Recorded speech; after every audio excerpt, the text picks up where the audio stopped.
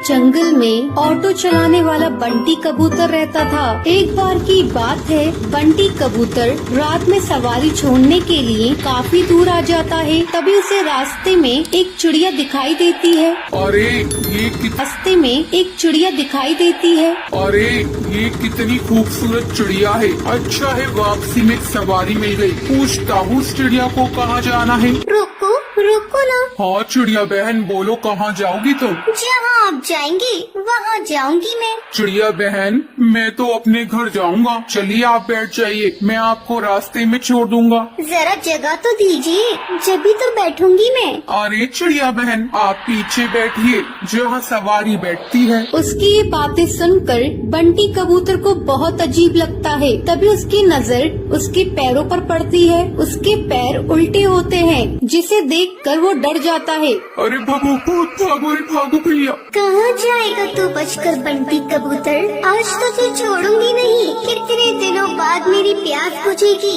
इस रास्ते पर कोई आता भी नहीं था, अब तू आया है मेरा शिकार।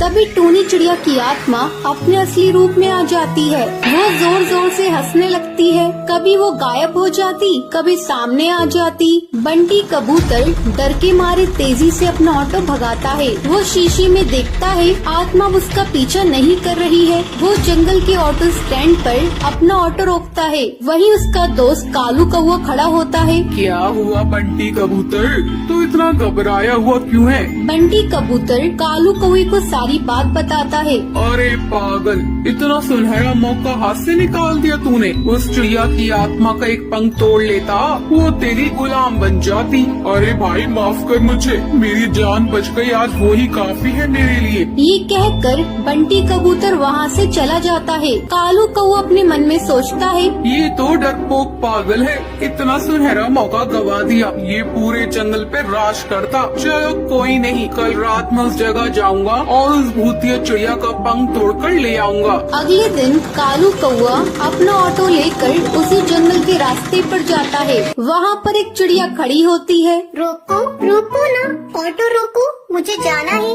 अरे भाई लगता है ये वही चिड़िया की आत्मा है, इसका पंख तोड़ लूंगा। ये कहकर कालू कौवा अपना ऑटो उसके सामने रोकता है और उसके पंख तोड़ने लगता है। अरे बेवकूफ कौवे बदमाश, तेरी हिम्मत कैसे हुई? तूने मेरे पंख तोड़ने की कोशिश की। रुक, तुझे अभी बताती हूँ। टुनटुनी चिड़िया पास में पड़े डंडे से उसे बहुत मारती है। अरे बहन मुझे माफ कर दो, मुझे लगा तुम एक चिड़िया की आत्मा हो। अरे बदतमीज, तुझे मैं कहाँ से आत्मा नजर आ रही हूँ? चल भाग यहाँ से। टुनटुनी ये कहकर वहाँ से चली जाती है, पर टूनी चिड़िया की आत्मा पेड़ के पीछे खड़े होकर ये सब देख रही होती है। अगले दिन कालू कौवा फिर से अपना ऑटो लेकर वहाँ पर आता है। भाई आज तो पहले उसके पैर देखूंगा तभी उसके पंख तोड़ूंगा, वरना कल की तरह पिटाई हो जाएगी मेरी। अब फिर से वहाँ पर एक चिड़िया खड़ी होती है। रोको रोको ना ऑटो, मुझे जाना है। कालू कौवा उसके पैर देखता है, उसके पैर उल्टे होते हैं। जैसे ही कालू कौवा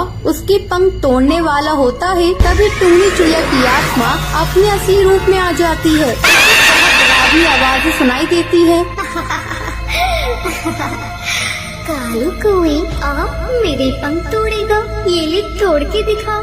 टूनी चिड़िया की आत्मा कभी उसके सामने आ जाती, कभी उसके पीछे। वो उसे बहुत मारती है। मुझे माफ कर दो चिड़िया की आत्मा, मैं आगे से कभी भी ऐसा नहीं करूँगा। मुझे जाने दो, मत मारो। क्यों छोड़ दूं तुझे? तू जैसे मन चले बदमाश पक्षियों को मारना ही तो मेरा लक्ष्य है। तुम जैसे लालची पक्षियों को जीने का कोई हक नहीं। तभी वहाँ पर बबलू कबूतर ऑटो में अपनी सवारी बिठाकर वहाँ से गुजर रहा होता है। अरे चिड़िया की आत्मा छोड़ दो उसे, मैं तुमसे विनती करता हूँ। नहीं, मैं इसे नहीं छोड़ सकती। तुम जानते हो, एक बार ऐसे ही मैं इस जंगल से ऑटो में जा रही थी। उस ऑटो वाले ने मेरा सामान लूट कर मुझे जान से मार दिया। जब से जो भी मुझे लालची पक्षी दिखाई देता है, मैं उसे जान से मार देती हूँ। तभी सुंदरी कौवी बोलती है, अरे टूनी चिड़िया तुम सही कह रही हो, तुम्हारे साथ गलत हुआ है, लेकिन तुम भी सही नहीं कर रही हो। ना जाने कितने पक्षियों को तुम मार रही हो। वो सब उसे बहुत समझाते हैं। वो कालू कौवे को छोड़ देती है। मुझे माफ कर दो, तुम सब सही कह रही हो। मैंने अपने इंतकाम काम पूरा करने के लिए ना जाने कितने पक्षियों के परिवार को तोड़ा है, पर अब नहीं, इस दुनिया में तुम जैसे नेक दिल पक्षी भी होते हैं। ये कहकर वो वहाँ से चली जाती है। टुनटुनी का पति बंटी एक कुली था। वो नदी पार से आने वाले पक्षियों के सामान को इधर से उधर करता था। एक दिन जब बंटी काम पर जा रहा था, तब टुनटुनी उससे कहती है, अजी, अपनी सेहत का भी ध्यान रखा करो। सभी किसी न किसी दिन छुट्टी लेते हैं, लेकिन तुम तो रविवार को भी काम करते हो। अरे पगली, अगर काम नहीं करूँगा तो घर कैसे चलेगा? तू तो माँ बनने वाली है, बच्चों का खर्चा बढ़ेगा। अगर काम नहीं करूँगा तो अपने बच्चों को अच्छी जिंदगी कैसे दूंगा? आपसे तो बात करना ही बेकार है। ये लीजिए पोटली, इसमें मैंने रोटी और चावल रख दिए हैं, समय से खा लीजिएगा। नहीं टुनटुनी, आज मेरी तबीयत कुछ सही नहीं लग रही है, कुछ भी खाने का मन नहीं कर रहा है। काम से आऊँगा तो खा लूँगा। बंटी बिना खाना लिए काम पर चला जाता है। टुनटुनी को क्या पता था कि बंटी से उसकी ये मुलाकात आखिरी थी। उधर बंटी बेहोश होकर बहती नदी में गिर जाता है और वहीं डूबकर मर जाता है। टुनटुनी भागी भागी अस्पताल जाती है।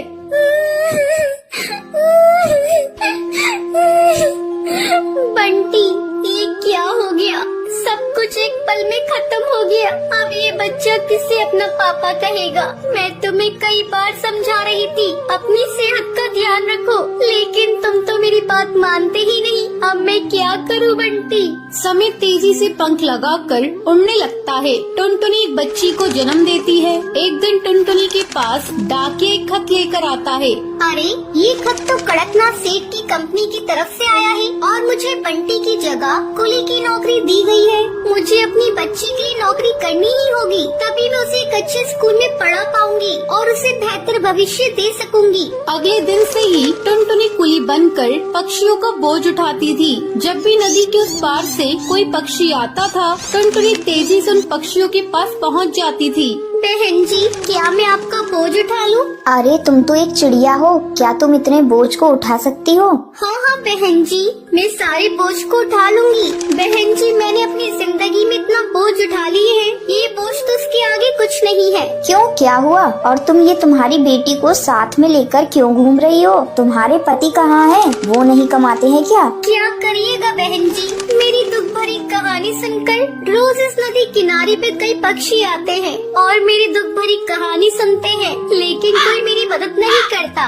अरे तुम मुझे तो बताओ, मैं तुम्हारी जरूर मदद करूंगी। क्या बताऊं बहन जी, मेरे पति की मौत इसी नदी में डूबकर हो गई थी। उसके बाद से मैं यहाँ कुली की नौकरी कर रही हूँ। देखो टुनटुनी, जब तुम्हारी बेटी थोड़ी बड़ी हो जाएगी तो उसको मेरे स्कूल में डाल देना। मैं उसे पढ़ा लिखा कर एक अफसर बनाऊंगी। मैं तुम्हें अपना पता दे देती हूँ। वो बुलबुल चिड़िया टुनटुनी को अपना पता दे देती है। इसी तरह कई साल गुजर जाते हैं। एक दिन जब टुनटुनी अपना घर साफ कर रही थी, तभी उसे उस बुलबुल का दिया हुआ पता मिलता है। अरे, ये पता तो वही है जो मैडम जी ने मुझे नदी किनारे पर दिया था। मैं तो बिल्कुल भूल ही गई थी। अब मैं अपनी बेटी को लेकर मैडम जी के स्कूल में जाऊंगी और उसे वहाँ पढ़ाऊंगी। टुनटुनी अपनी बेटी को लेकर उस पते पर पहुँचती है। आओ आओ टुनटुनी, बहुत दिन हो गए तुमसे मिले। मैडम जी, ये देखिए, मैं अपनी बेटी को अपने साथ लेकर आई हूँ। मैं चाहती हूँ पढ़ लिख कर एक अफसर बन जाए, इससे मेरी तरह जीवन में संघर्ष न करना पड़े।